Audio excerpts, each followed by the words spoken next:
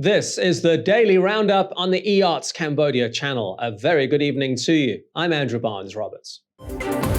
Making headlines tonight. Pol Pot's last surviving henchman launches his appeal against his life sentence, but it'll be more than a year before the court hands down its ruling. Chaos erupts in Kabul as the Taliban retake control of Afghanistan. And another knee operation for Roger Federer could spell the end of his glittering career. Pol Pot's last surviving henchman has launched his appeal against his life sentence for genocide and crimes against humanity. Khieu Samphan's 4-day hearing began on Monday. He first stated his intention to appeal in 2018 after being found guilty of genocide against the Cham Muslim minority and the Vietnamese people.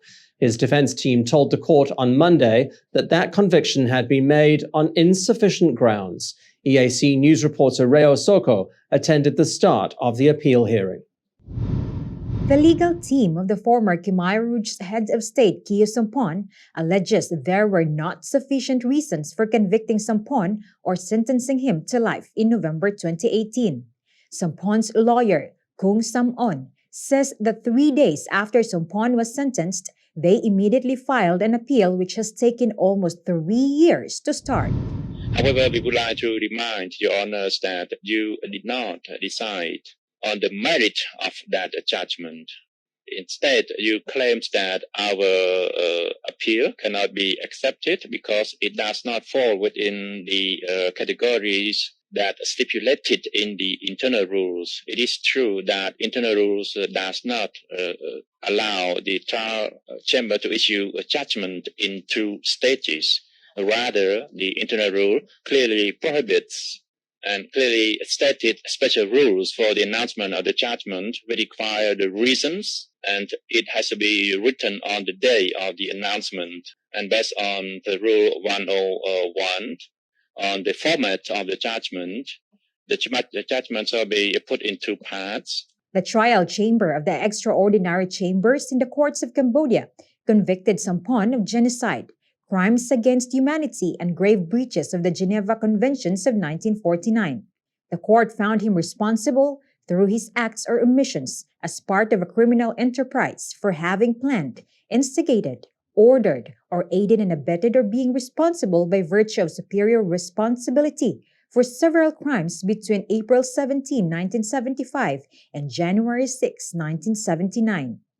The crimes included murder, extermination, enslavement, deportation, imprisonment, torture, persecution on political and racial grounds, and of genocide by killing Vietnamese nationals and the members of the Cham community. The spokesman of the extraordinary chambers in the courts of Cambodia, Net Piektra, told EAC News that the appeal is set down for 4 days.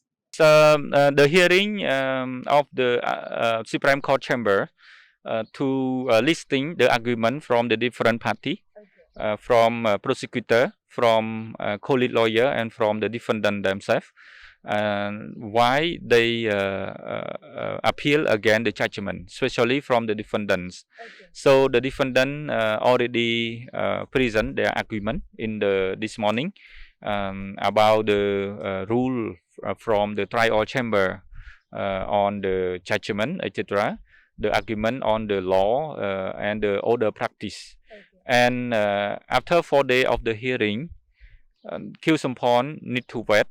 Other party need to wait until the 4th trimester in 2022 to get the final judgment pronounced by the Supreme Court Chamber.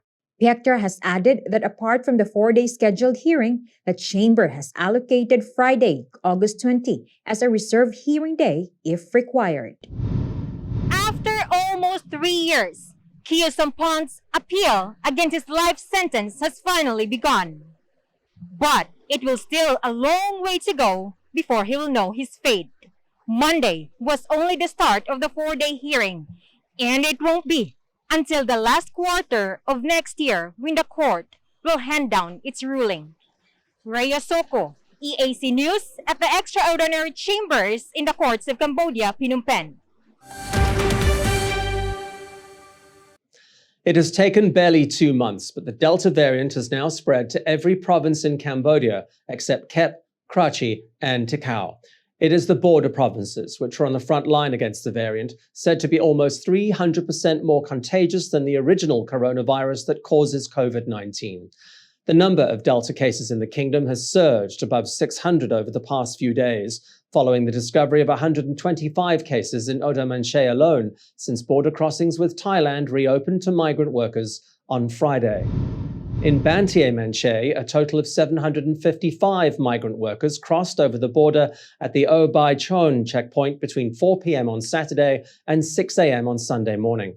Officials say 151 of them tested positive for COVID-19, amounting to an infection rate of around 20%. It is not known how many of them have the Delta variant.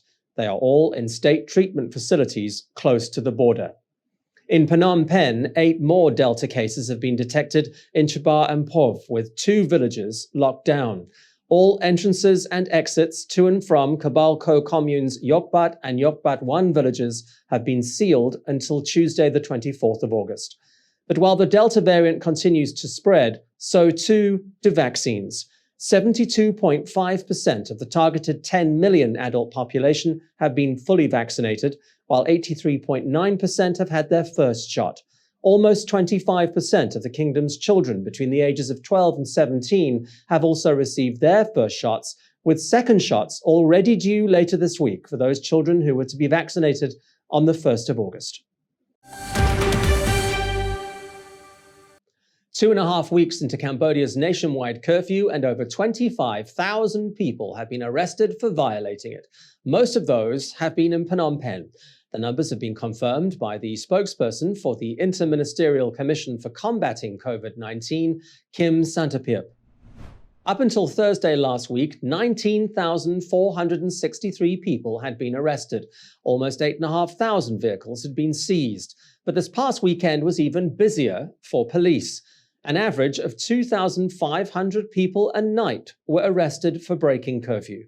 It runs from 9 p.m. to 3 a.m. in every province except for Phnom Penh, where it runs from 10 p.m. to 3 a.m.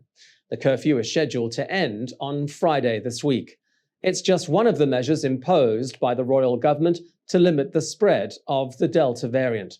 Alcohol sales are also banned across the country until Friday, as are high-risk businesses and dining in at restaurants. Phnom Penh has lifted the suspension of table service, and while its curfew is also set to end on Friday, the capital's other measures will remain in place until at least the end of next week. With migrant workers returning home from Thailand, Cambodia's COVID-19 case numbers have climbed, but they're still being outpaced by recoveries. The latest numbers were released by the Ministry of Health on Monday afternoon. 593 new cases have been reported. Of these, 236 are imported, the vast majority of which are in the border provinces. There have been 21 deaths reported overnight, but 806 patients discharged. The kingdom's total case count has now reached 86,041. The death toll stands at 1,704. The number of patients treated successfully has climbed to 81,202. The Taliban is back in power in Afghanistan. It recaptured the capital Kabul on Sunday and has declared that the war is over. It released a video statement on Monday saying its real test would now begin as it looks to meet people's expectations and resolve the country's problems. But the assurances have not stopped thousands of people trying to flee. The Taliban's deputy leader, Mullah Barada Akhund, surrounded by likely members of the new Afghan government, said it was time to provide for the people and improve their lives. He thanked God for giving the Taliban victory and committed the group to peace and to the service of Afghanistan. He was speaking from an undisclosed location, hours after President Ashraf Ghani fled the country. Afghanistan's acting interior minister, Abdul Sattar Mirzaqual, took to state television on Sunday afternoon to assure residents of the capital that there would be no bloodshed. He said Kabul would be safe. But that's done nothing to calm anyone's nerves. Chaos erupted at Hamid Karzai International Airport in the early hours of Monday morning as people scrambled to board planes. An Istanbul-bound Cam airplane reportedly couldn't take off after being stormed by panicked Afghans. Hours later, as people continued to stream towards the terminal building, shots rang out. It is not known where the gunfire was coming from, but no casualties were reported, suggesting the gunfire was celebratory. Airline after airline is cancelling flights in and out of Afghanistan until the fluid security situation becomes clearer. Mindful of the Taliban's previous rule in Afghanistan, citizens are scrambling to the land border with Pakistan to try and flee. The Taliban has said it has no intention of returning the country to an extremely conservative Islamic state. But cities that fell before Kabul all reported women suddenly being banned from their places of work, girls being sent home from school, and public executions being carried out on anyone who dared to oppose the group. British Prime Minister Boris Johnson says no one should recognize the Taliban as the government of Afghanistan, even while conceding that it was inevitable they would return to power. I think it's fair to say that the US decision to pull out has accelerated things, but this has been in many ways something that has been a chronicle of an event foretold. We've known for a long time that this was the way things were going. The Taliban reclaim Afghanistan almost 20 years after being ousted by a US-led coalition for sheltering Osama bin Laden, the mastermind of the 9/11 attacks. Their new promises of peace will be closely monitored by a nervous world seemingly caught off guard by this weekend's dramatic turn of events.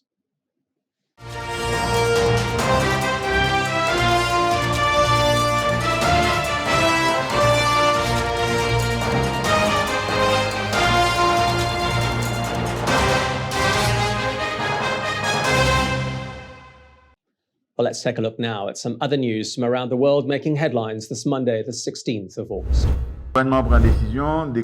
Haiti's Prime Minister Ariel Henry has declared a month-long state of emergency following Saturday's deadly earthquake that left at least 1,297 people dead. The 7.2 magnitude quake, which was followed by a series of aftershocks, struck about 150 kilometers west of the capital Port-au-Prince at a depth of 10 kilometers. It was felt as far away as Cuba and Jamaica. While damage in the capital was limited, entire towns have collapsed in the southern part of the country, where most of the dead and injured have been reported. At least 950 homes, 7 churches, 2 hotels and 3 schools have been destroyed. A further 723 homes, 1 prison, 3 health centers and 7 schools have been badly damaged. Large parts of the area are now vulnerable to landslides. To make matters worse, Haiti is in the path of Tropical Storm Grace, which is expected to bring heavy rains and strong winds in the coming days. At least 20 people have been killed and 79 others injured in a fuel tank explosion in northern Lebanon. The country is suffering from a severe fuel shortage, leading to long lines at gas stations and extended blackouts. Military and security forces say the Lebanese army had seized a hidden fuel storage tank in the town of Al Talil and was in the midst of handing out gasoline to residents when the explosion happened. There are differing accounts as to its cause. One police report says an argument between a group of people led to gunfire which hit the tank. The local Al Jadid TV channel reported an eyewitness as saying that an individual lit a cigarette close to the fuel. And flooding has hit southern Japan, inundating streets and homes.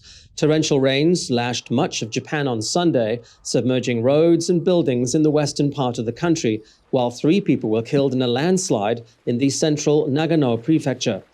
As of Sunday morning, the rain had stopped in much of Kyushu, even as Tokyo and other parts of the country were pounded.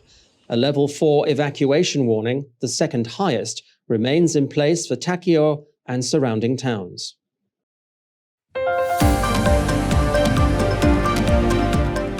After the break, a look at your weekend sports news.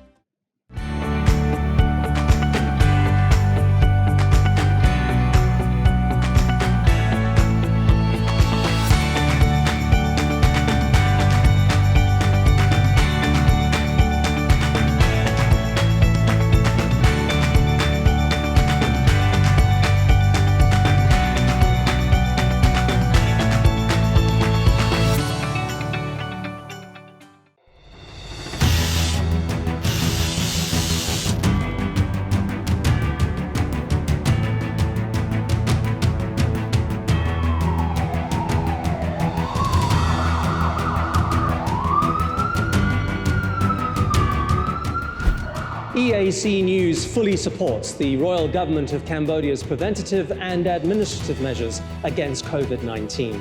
But we need you to play your part in helping bring the 20 February community transmission event to an end. Wash your hands regularly, sanitize wherever possible. Keep an eye on your body temperature. Use the Stop COVID QR code and maintain a safe social distance. But above all, please, please, please wear a mask. Only together can we beat COVID-19.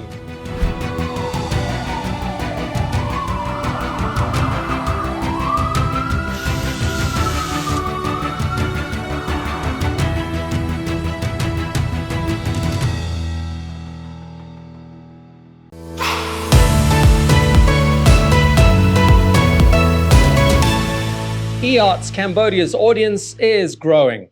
Our YouTube channel now has 150,000 verified subscribers.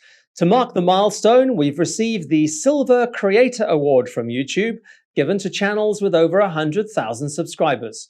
YouTube CEO Susan Wojcicki says the award celebrates EART's Cambodia's hard work and incredible achievement.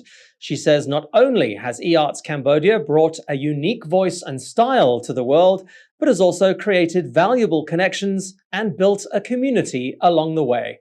The next milestone we're going for is 1 million subscribers, and we'd really like that Gold Creator Award. So if you're not already a subscriber, head to www.youtube.com/eartscambodia. Subscribers get all the latest breaking news and updates from Cambodia in English. We'll see you there. If it's happening and you need to know about it, you'll get it all right here. EAC News brings you updates and breaking news in English across all of EART's Cambodia's platforms and channels: YouTube, Facebook, Telegram, Twitter, and our website www.eartscambodia.com. Join me, Andrew Barnes-Roberts, and the rest of the EAC News team every day on your favorite channels. EAC News, Cambodia made clear.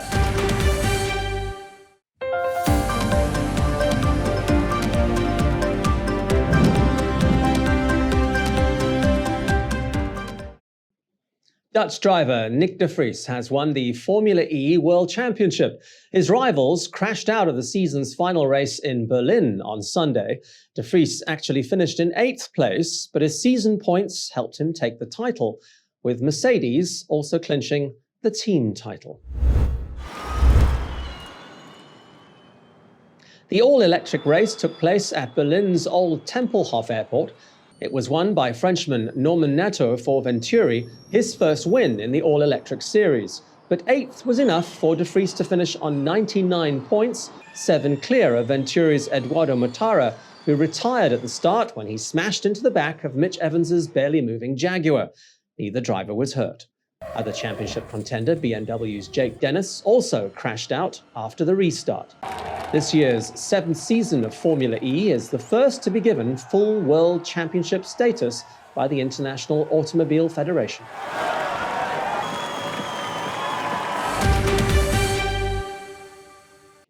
England captain Harry Kane was left out of Tottenham Hotspur's squad for Sunday's Premier League encounter with champions Manchester City.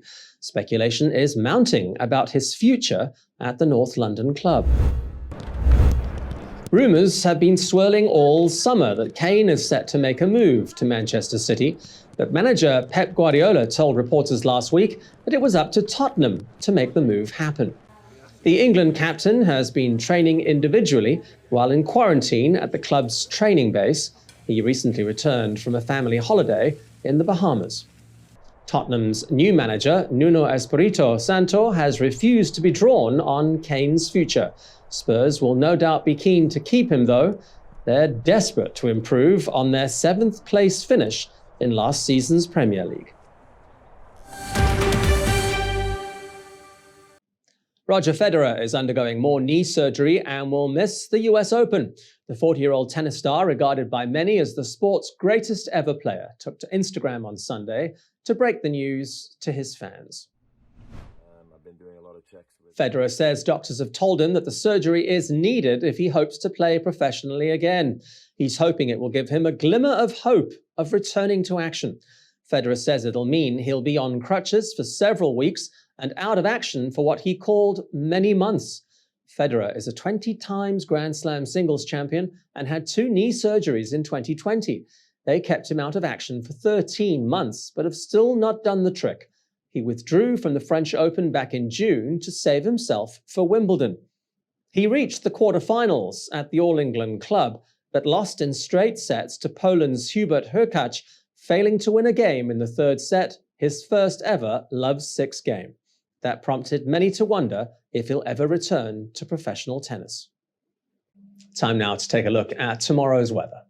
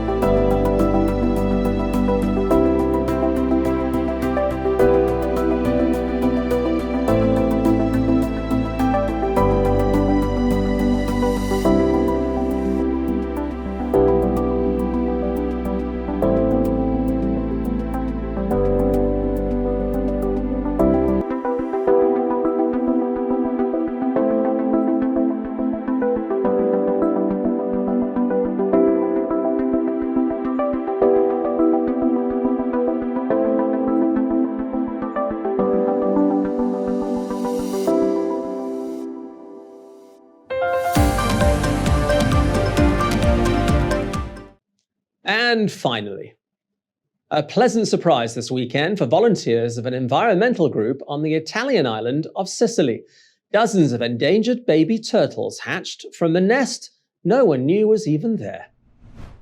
Evidence of the pitter-patter of tiny feet, or in this case fins, was spotted on the beach first thing on Sunday morning. Just a few minutes later, the first sightings of the hatchlings all racing towards the sea. These are baby loggerhead or caretta turtles listed as an endangered species. Environmental group Mare Amico says 74 of the hatchlings made it to the water. Loggerhead sea turtles live in the Atlantic, Pacific, and Indian Oceans, as well as the Mediterranean Sea. Their population has been in sharp decline in recent years due to hunting, loss of beach nesting sites, over-harvesting of their eggs, and being caught in fishing gear. But here's hoping these little guys all survive.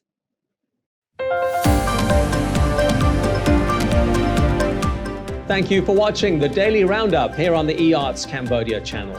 You'll get more breaking news and updates from our website. Head to www.e-artscambodia.com. You could also search for EAC News on Telegram and at your favorite app store. More from the EAC News team tomorrow night at 8. I will see you then.